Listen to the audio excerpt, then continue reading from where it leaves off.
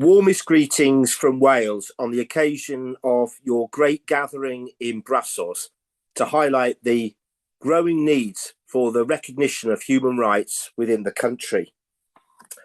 18 years ago, I was presented by President-elect Maryam Rajavi this book of photographs and names of 20,000 brave individuals, brave campaigners for democracy and freedom, who were violently and aggressively slaughtered by the Iranian government.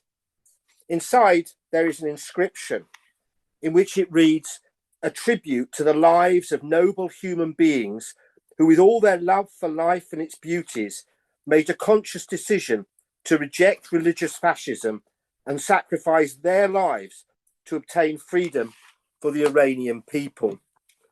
Now, all these years later, the persecution, the butchery, the sheer inhumanity of that regime continues. It continues to this day. Now, personalities come and go, but the structures and practices of the tyrannical government continue. I'd like to pay tribute in particular to two brave men, Mehdi Hassani and Behrouz Ehsani, who tragically lost their lives on Sunday, the 27th of July, 2025, executed for their belief in freedom and democracy, true martyrs to the cause.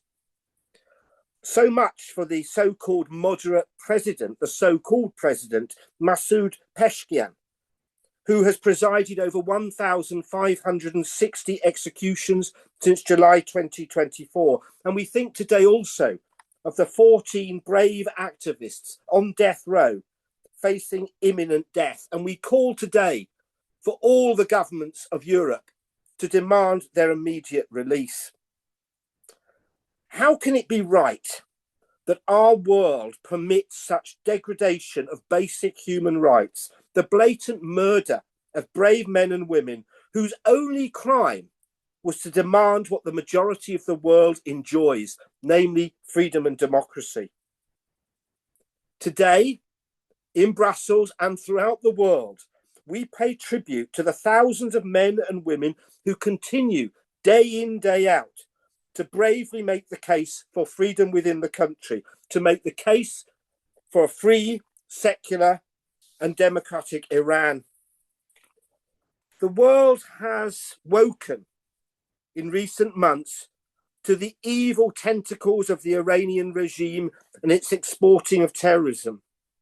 But now it must consciously understand and act on the roots of that regime by supporting the legitimate democratic aspirations of the Iranian people and the clear alternative provided by Maryam Rajavi, the third option, not Shah, not Islamic Republic, the third option, a democratic free Iran. And that's why today, across Europe, we call on the governments of Europe to condemn all human rights violations, to demand a halt to all executions, to prescribe the IRGC as the terrorist organization that it is, and to recognize the Iranian people's legitimate right to resist, to overthrow the dictatorship that has blighted that country for 45 years and establish something better, a democratic, free country. Today, we remind the Iranian government that the people of Europe stand for human rights.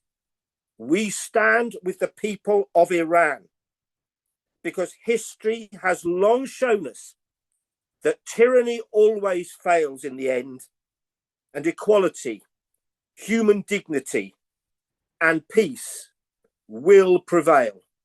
It will prevail in Iran. Thank you.